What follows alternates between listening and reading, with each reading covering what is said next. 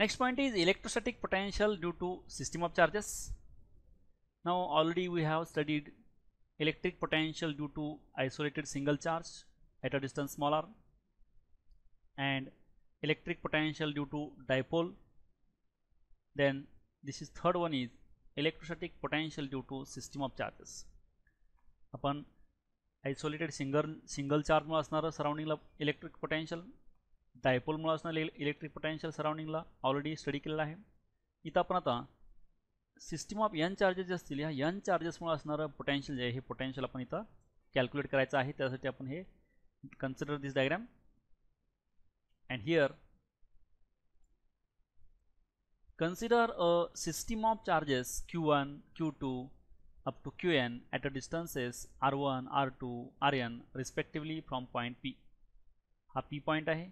त्या p point पासून पहिला चार्ज आहे q1 हा r1 एवढ्या अंतरावरती आहे, दुसरा चार्ज q2 हा r2 इतक्या अंतरावरती आहे, third charge q3 at a distance r3, fourth charge, fifth charge like this, nth charge at a distance rn from this point p.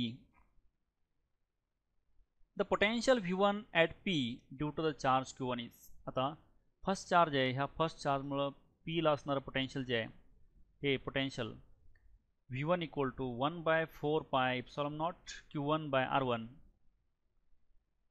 Similarly, the potentials V2, V3 up to Vn at P due to the individual charges Q2, Q3 up to Qn are given by, जसं आपण ह्या P पॉइंटला फक्त Q1 मुळे असणारं potential काढलं, हे V1 आहे. सिमिलरली आपण ह्या सेकंड चार्ज मुळे असणारं पोटेन्शियल P ला, थर्ड चार्ज मुळे असणारं पोटेन्शियल P ला, फोर्थ मुळे, फिफ्थ मुळे, सिक्स्थ मुळे like this up to n charge मुळे P ला असणारं पोटेन्शियल सेपरेटली कॅल्क्युलेट केलं. ते V2 सेकंड चार्ज मुळे असणारं potential 1/4 pi epsilon not Q2 by R2, third charge मुळे असणारं potential V3 equal to 1/4 pi epsilon not Q3 by R3 like this up to last charge, that is nth charge, and this potential is Vn equal to 1/4 pi epsilon 0 or epsilon naught Qn by Rn. These are the potentials due to all individual charges at P. Now by superposition principle, the potential V at P due to the system of charges is the algebraic sum of the potentials due to the individual charges. तर P पॉइंटला other जे surrounding जे सर्व point जे आहेत, ह्या सर्व पॉईंटला जे चार्जेस आहेत त्या चार्जेसमुळे असणारं पोटेन्शियल जे आहे हे potential according to superposition principle. तर सर्व इंडिव्हिज्युअल आपण जे पोटेन्शियल कॅल्क्युलेट केले आहेत प्रत्येक चार्जमुळं, ते सर्व पोटेन्शियल जर आपण ॲड केले तर टोटल पोटेन्शियल आपल्याला P पॉईंटला मिळेल.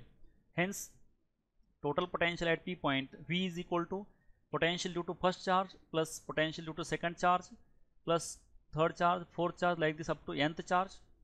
Putting all these values, the सर्व व्हॅल्यू पुट केला 1/4 pi epsilon not Q1 by R1 plus 1/4 pi epsilon not Q2 by R2 up to 1/4 pi epsilon not Qn by Rn.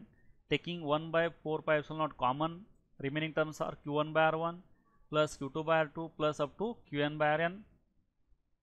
Then this we can write V equal to 1/4 pi epsilon not, this bracket we can write summation I equal to 1 to n Qi by Ri.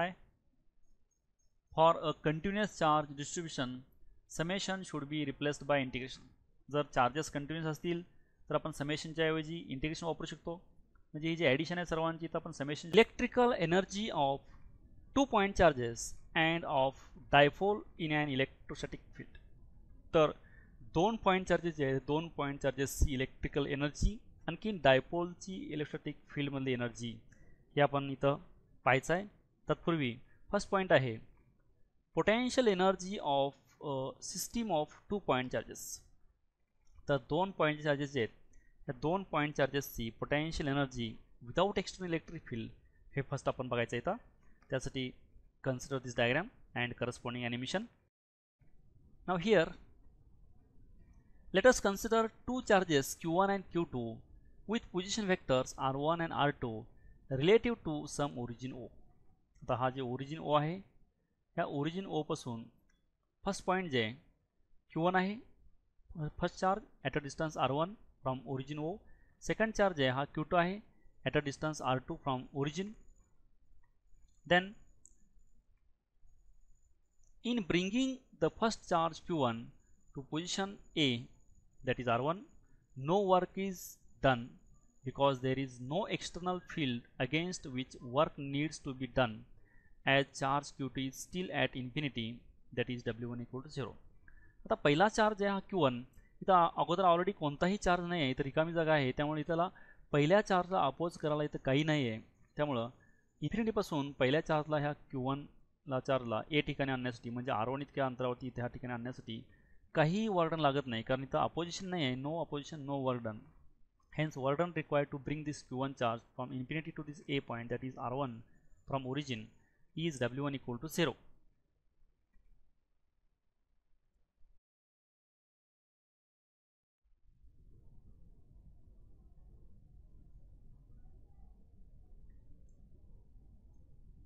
When we bring charge Q2 from infinity to B, that is R2, at a distance R12 from Q1, work done is, आता आपण second charge आहे हा second charge इन्फिनिटीपासून बी पॉईंटला म्हणजेच R2 डिस्टन्सला bring करण्यासाठी लागलेलं work done जे आहे हे work done W2 is equal to potential at B due to charge Q1 into Q2.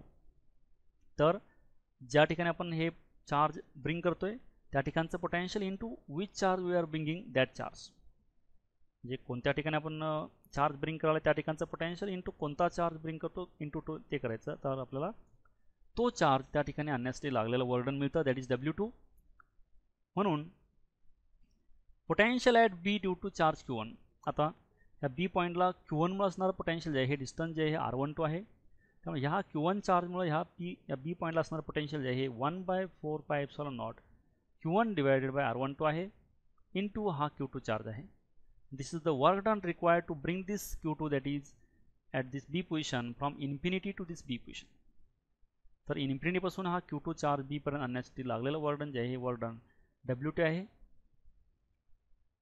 This work done in bringing the two charges to their respective locations is stored as potential energy of the configuration of two charges. आता हे दोन्ही charges आपल्याला इथं ए पॉईंटला आणि बी पॉईंटला bring करण्यासाठी जे काय वर्क डन लागलेलं आहे ते वर्क डन ह्या दोन्ही चार्जेसमध्ये ह्या सिस्टीममध्ये पोटेन्शियल एनर्जीच्या फॉर्ममध्ये स्टोअर होतं. म्हणून हे जे टोटल वर्क डन आहे दोघांना इथं ब्रिंग करण्यासाठी लागलेलं वर्क डन जे आहे म्हणजे पहिल्या चार्जला इन्फिनिटीपासून ए पॉईंटपर्यंत म्हणजेच ह्या R1 डिस्टन्सला आणण्यासाठी लागलेलं वर्क डन W1 आहे. दुसरा चार्ज जे Q2 आहे याला इन्फिनिटीपासून बी पॉईंटपर्यंत म्हणजेच R2 डिस्टन्सला आणण्यासाठी लागलेलं वर्क डन आहे हे W2 आहे. दोन्ही वर्क डन ॲड केल्यानंतर आपल्याला टोटल वर्क डन मिळेल, म्हणजे ह्या दोघांना आणण्यासाठी लागलेलं वर्क डन आहे. ह्यामध्ये W1 आणि W2च्या व्हॅल्यू पुट केल्या, W1 हे 0 आहे, W2 इथं आपण ऑलरेडी कॅल्क्युलेट केलं, ही व्हॅल्यू पुट केली तर आपल्याला टोटल W जे आहे 1/4πε0 Q1 Q2 बाय R12 इतकं मिळालं. आणखीन हे W जे वर्क डन ह्या दोघांना इथं ब्रिंग करण्यासाठी लागलेलं वर्क डन जे आहे आणि हे वर्क डन म्हणजेच ह्या दोन चार्जेसमध्ये पोटेन्शियल एनर्जीच्या फॉर्ममध्ये स्टोअर होतं, म्हणून आपण हेच W ने रिप्लेस केलं energy. Hence energy of this two system of charges 1/4πε0 first charge into second charge divided by distance between these two charges, that is Q1 Q2 by R12. म्हणजे दोन system of charges जे आहेत without external electric field असेल त्या दोन्ही system of चार्जेसमध्ये potential energy store असते, ती energy U equal to 1/4πε0 Q1 Q2 by R12 इतकी असते.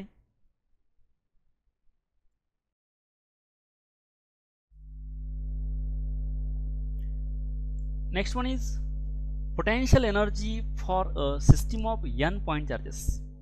आता आपण ऑलरेडी 2 पॉईंट चार्जेस हे 2 पॉईंट चार्जेससाठी असणारी पोटेन्शियल एनर्जी पाहिलेली आहे. आता आपण n नंबर ऑफ चार्जेस जर असतील हे n नंबर ऑफ चार्जेससाठी असणारी पोटेन्शियल एनर्जी आपण इथं स्टडी करायचं आहे. त्यासाठी पोटेन्शियल एनर्जी फॉर 2 चार्जेस, आता 2 चार्जेस जे आहेत आपण 2 चार्जेस इन्फिनिटीपासून त्या 2 पॉईंटला आणण्यासाठी लागणारी एनर्जी जी आहे ही एनर्जी आपण ऑलरेडी कॅल्क्युलेट केलेली आहे, ती 1/4πε0 Q1 Q2 by R12. Actually ही सेकंड चार्जला ब्रिंग करण्यासाठी लागणारी एनर्जी आहे, कारण फर्स्ट चार्जला ब्रिंग करण्यासाठी लागणारी एनर्जी 0 असते.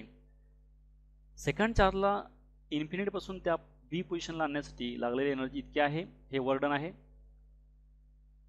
In bringing a charge Q3 from infinity to C, that is R3 point. आता आपण फर्स्ट चार्ज ब्रिंग केला त्याला लागणारं वर्क डन हे 0 आलं, कारण तिथं कोणताही अगोदर चार्ज नव्हता, no opposition no work done.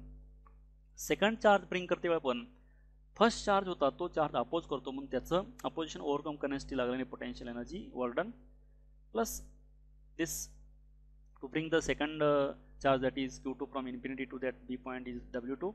Next, to bring the third charge, आता आपण थर्ड चार्जला ब्रिंग करते वेळी फर्स्ट आणि सेकंड ऑलरेडी जे आहे ते दोघे पण अपोजिट करतील, त्या दोघांच्यामुळे असणारं पोटेन्शियल आता इथं घ्यावं लागेल.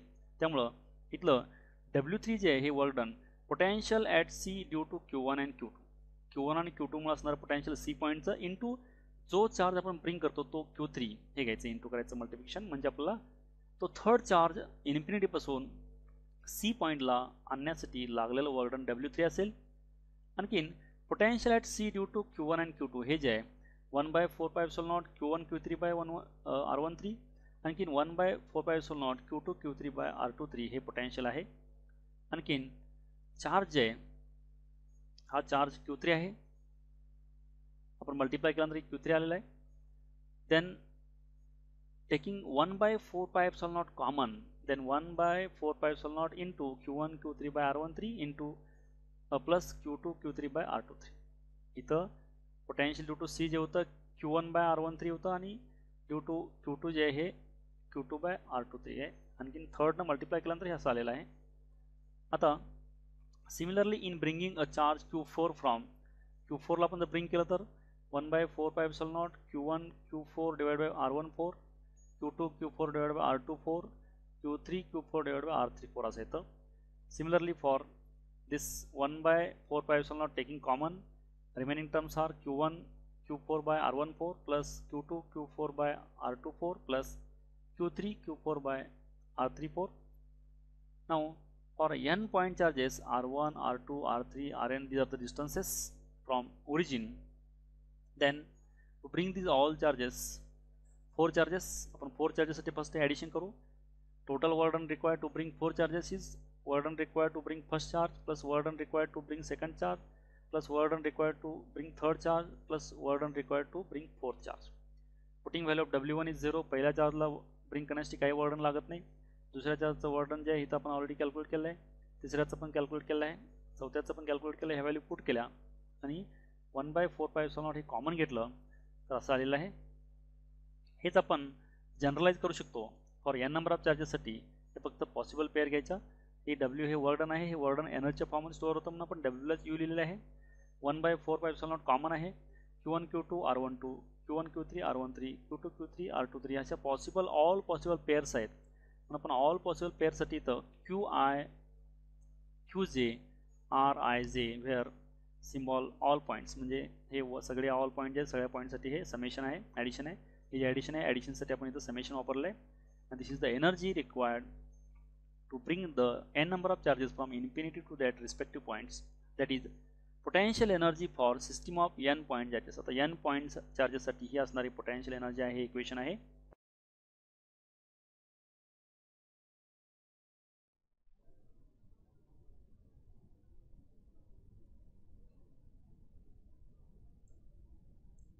Next point is potential energy of a single charge in an external field. आता बाहेरच्या एक्सटर्नल इलेक्ट्रिक फील्डमध्ये आपण एक सिंगल चार्ज आहे, ह्या सिंगल चार्जचा असणारी पोटेंशियल एनर्जी पाहायची आहे. If V of R bar is the external potential at any point P having position vector R bar, then by definition work done in bringing a unit positive charge from infinity to the point P is equal to V. तर P point जे आहे ह्या P पॉईंटला असणारं potential जे आहे बाहेरच्या external electric फील्डमुळे ते V ऑफ R आहे.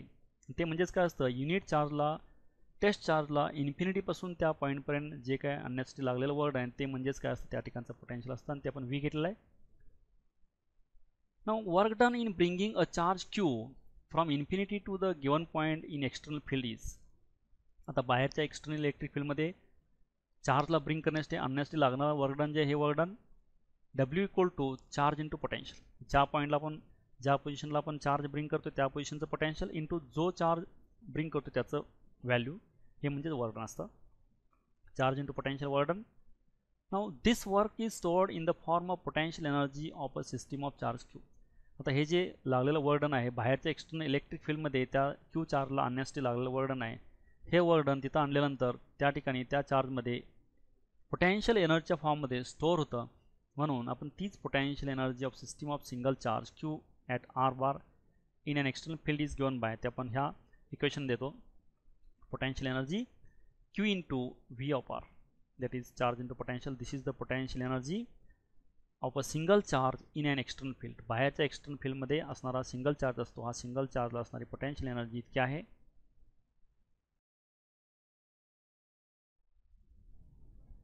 Next point is potential energy of a system of two charges in an external field. आता बाहेरच्या एक्सटर्नल इलेक्ट्रिक फील्डमध्ये दोन चार्जेस असतील तर त्या दोन चार्जेसला असणारी पोटेन्शियल एनर्जी आपण इथं कॅल्क्युलेट करायची आहे. Now consider this diagram and corresponding this animation. Now here the work done in bringing the charge q1 from infinity to r1 in external electric field. आता बाहेरच्या एक्सटर्नल आपण इलेक्ट्रिक फील्ड अप्लाय केला, त्या external electric फील्डमध्ये पहिला हा charge आहे, infinity पासून त्या ए पॉईंटला r1 डिस्टन्सला ब्रिंग करायचं असेल तर त्या ठिकाणी लागलेलं वर्क डन जे आहे हे work done w1 equal to charge into potential. ज्या ठिकाणी आपण ब्रिंग करतो त्या ठिकाणचं पोटेन्शियल इनिशियली एक्सटर्नल इलेक्ट्रिक फील्डमुळे असणारं पोटेन्शियल v ऑफ r1 घेतलेलं आहे, आणि जो चार्ज आपण ब्रिंग केला आहे तो q1 आहे. q1 into potential that is work done required to bring this first charge in external electric field. पण हेच विदाउट इलेक्ट्रिक फील्डमध्ये झिरो घेतलेलं होतं, कारण त्यावेळी इलेक्ट्रिक फील्ड नव्हती, त्यामुळे अपोजिशन नव्हतं. इथे इलेक्ट्रिक फील्ड असल्यामुळे ह्या पहिल्या चार्जला इथं ब्रिंग करण्यासाठी इतकं वर्क डन लागलेलं आहे w1. Now to bring the charge q2 to r2 the work done is not only against the external field E but against the field due to Q. आता दुसरा चार्ज आहे, दुसरा charge इन्फिनिटीपासून इथं bring करण्यासाठी तर external electric फील्डच्या against पण याला वर्क डन करावं लागेल, आणि पहिला चार्ज आपण इथं आणलेला आहे त्यामुळे त्याच्या अगेन्स्ट पण इथं वर्क डन करावं लागेल. म्हणून total work done required to bring the second charge is work done is equal to work done due to first charge, sorry work done due to external electric field and work done due to first charge. तर external electric फील्डच्या against जे work done करायला लागलं आहे ते q2 into potential at this b due to external electric field that is v of r2 into charge q2, आणि potential that is b point due to first charge is q1 by 4πε0 r12 into second charge.